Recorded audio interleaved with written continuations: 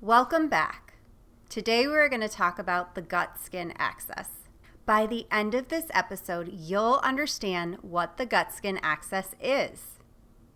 Learn about both our gut and our skin microbiomes, inflammatory gut and skin problems, and how you can listen to your body's signals and signs so you can start to look and feel better. Please enjoy. Today we're digging into the gut-skin axis. Before I get started, I want to mention that I refer to a few articles as well as my blog in this episode. The links to those are in the show notes. Today, I'm going to share some key information. This is going to help you learn how to pay attention to your body and your skin for signals and signs. The gut-skin axis means that your gut and your skin communicate via the central nervous system. Both the gut and the skin share similar microbiomes and barriers. This means both the gut and the skin have good and bad bacteria that make up their microbiomes. The gut and skin have similar barriers. This protects harmful substances from entering the body. PubMed defines the gut-skin axis as the bidirectional signaling that occurs between the skin and the gastrointestinal tract under both homeostatic and disease conditions. Microbiome imbalance or dysbiosis at one site can lead to local barrier dysfunction, resulting in the activation of signaling pathways that can disrupt tissue homeostasis at the other site, potentially leading to inflammatory skin conditions such as acne, dermatitis, and psoriasis, or gut diseases like inflammatory bowel disease. Information is power. Today, you get to learn how to pay attention to your gut and your skin so you can take control of your health and prevent future illness. Our body and our skin show preliminary signs before symptoms begin. It's up to us to understand what these signals are and to get us to start to pay attention.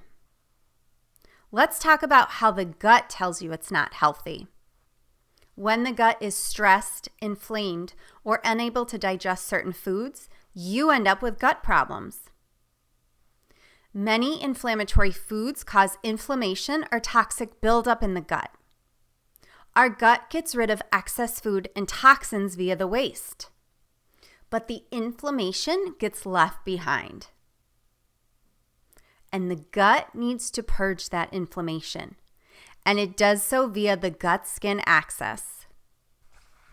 If you remember in episode 3, we talked about how the skin is a detox pathway. Inflammation from the gut comes out through the skin's detox pathways. This results in inflammatory skin problems. Our gut gives us preliminary signs and signals that it's not properly working, but it's something we deal with daily, so we don't think twice about it. Signals such as gas, bloating, burping, or headaches are signals that our gut isn't working properly. It's trying to get us to pay attention. And I never used to think about those signals either. It wasn't until December 2023 when Clint and I decided to try the carnivore diet for 90 days.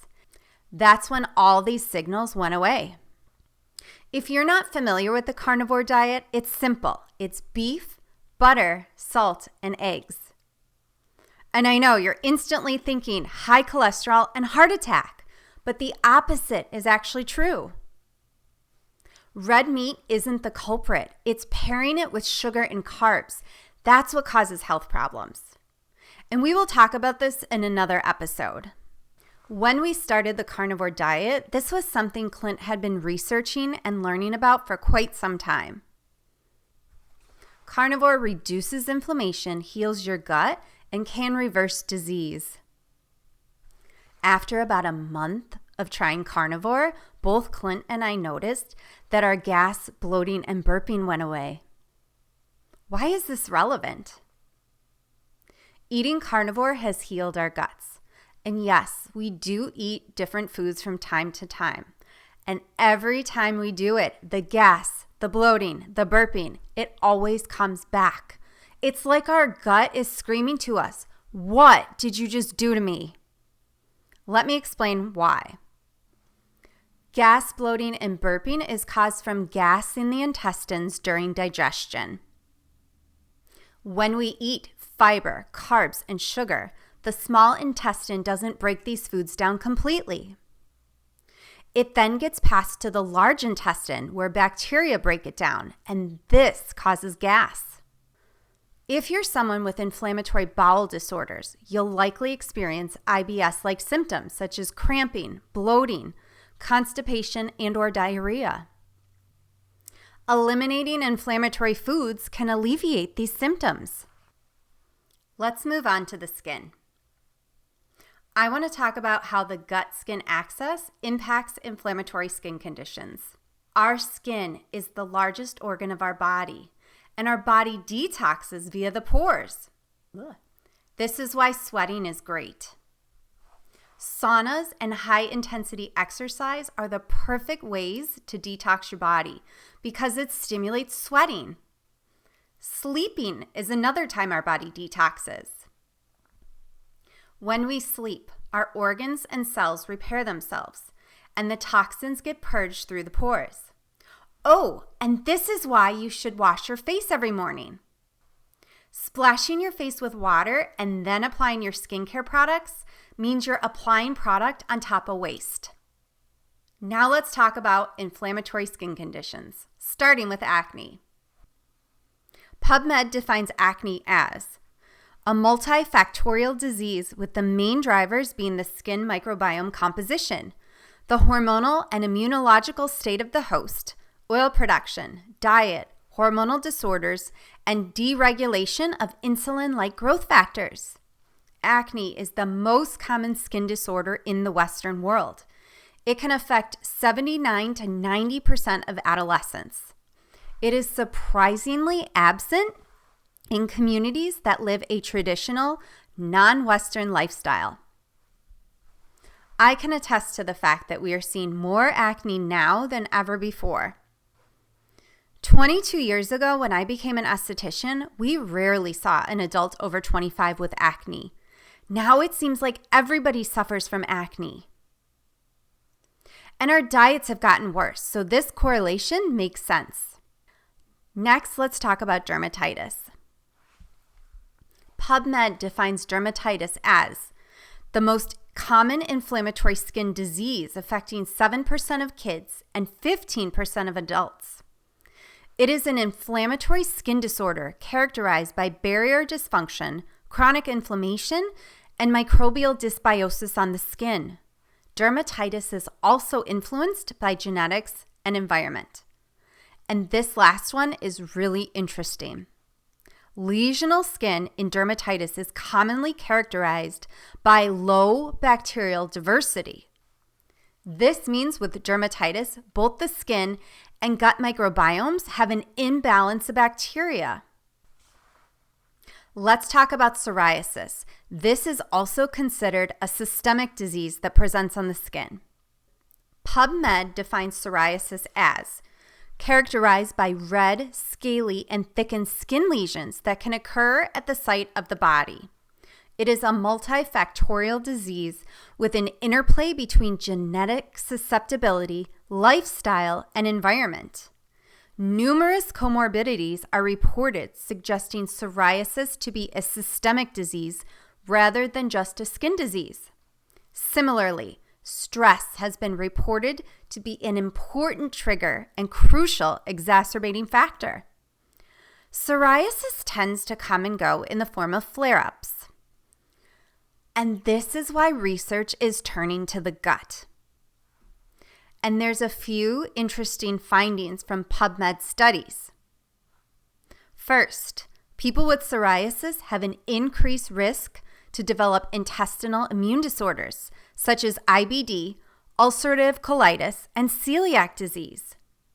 Second, lactose intolerance is significantly more present in psoriasis. Third, Smoking and alcohol have been associated with the flare-ups of skin lesions and even poor response to treatments. Lastly, intermittent fasting has been found to positively impact moderate to severe psoriasis. Now let's end with rosacea. PubMed defines rosacea as a chronic inflammatory disease characterized by various skin lesions, predominantly on the face, including swelling, acne-like bumps, and visible capillaries that affects up to 15% of the population with fair or sensitive skin. Rosacea is another skin condition we see more frequently in the treatment rooms. It used to be that men and women over the age of 40 experience rosacea-type symptoms. Now it seems like clients are coming in their 20s with these types of symptoms. I've seen firsthand how rosacea flare-ups can come from food. Clint has been dealing with rosacea for several years. He has made huge improvements with his lifestyle, and it's showing on his skin. We can both instantly tell when he eats a food his body doesn't like, or sometimes when we go out to dinner. Clint's cheeks flare up almost instantaneously. And here's why. Once you remove inflammatory foods from your diet and then you eat something that your body's not used to, it causes stress in your digestive system. Your body reacts pretty quickly because it's a foreign substance and your body has to start to break it down. This next part is key. Pay attention to your skin. Does it flare up after you eat certain foods? Or are your flare-ups always in the same spot? If so, your gut may be telling you something. Let's shift gears to the gut microbiome. Rupa Health defines the gut microbiome as the vast community of microorganisms that reside within our digestive system. This ecosystem is made up of bacteria, viruses, fungus, and other microbes, all working together in a complex web of interactions. Just like each of us have our own unique fingerprints, we have our own distinct microbiome makeup. Today, I want to focus on inflammatory gut problems. Starting with IBS, which is irritable bowel syndrome, and IBD, which is irritable bowel disorder. Both conditions result in similar symptoms such as gas, bloating, cramping, constipation, and/or diarrhea. Here's where they're different. IBS has no underlying medical cause. Diagnosis is based on ruling out other conditions. Treatment includes lifestyle adjustments such as diet, stress management, and exercise. Sometimes medications are prescribed, but often doctors recommend probiotics. IBS does not tend to turn into serious complications. IBD requires endoscopy and/or biopsy to confirm diagnosis. Treatment includes medication, surgery in severe cases, and nutritional therapy. IBD can lead to complications. Patients tend to have periods of flare-ups and remission. Lastly, I want to talk about dysbiosis. Rupa Health defines dysbiosis as occurring when there is an imbalance of good versus bad microorganisms in the gut. Many possible causes of dysbiosis include diet, lifestyle, chronic antibiotic use, stress, and excessive use of antacids. Dysbiosis can contribute to chronic health conditions over time, including IBS, candida overgrowth, allergies, colitis, PCOS, skin conditions, and obesity. Phew, that was a lot of information today. Please go back and re-listen to this because we covered a lot of information and you want to make sure that you soak it all up. Also, make sure to check the show notes for links if you want to read a little bit more information about all of the topics we talked about today. Before we end today's episode, I want to tie it all together by talking about gut testing. Functional testing is different than conventional testing. The easiest way to test your gut is to start with a one-day stool sample. This test checks for parasites, bacteria, fungus, and viruses. It includes markers for inflammation and digestive dysfunction. Once we understand where your imbalance is, we can create a personalized plan. This will help you heal your gut and your skin. If you have questions about this or would like more information, please connect with me on social media. I'd like to end today's episode with one small step you can start taking today. Pay attention to your skin. Is it possible that your diet is causing your skin problems? Do you notice flare-ups after eating? Or are your flare-ups concentrated in the same spot? These are signs that your skin problems are coming from your gut. A simple thing you can do to test for this is to start by eliminating inflammatory foods, such as gluten, soy, dairy, or sugar. Did you notice improvement after 2 weeks? If you notice no improvement, you can rule out your diet. If it is from your diet, slowly introduce these foods one at a time and pay attention to markers of inflammation either in your skin or in your gut. If you notice no improvement by introducing foods back in, my recommendation would be to do some functional testing. I hope today's episode gave you hope and lots of information you can use. Please share this podcast with someone in your life who can benefit from today's episode. Thank you for listening. Today we talked about the gut-skin axis, inflammatory skin and gut conditions, and how the health of your gut can impact your skin. We ended with gut testing and how you can start to pay attention to your skin to look for signals and signs. Please head over to our social media page and share one thing you learned about yourself today. Be sure to tune in to episode 5.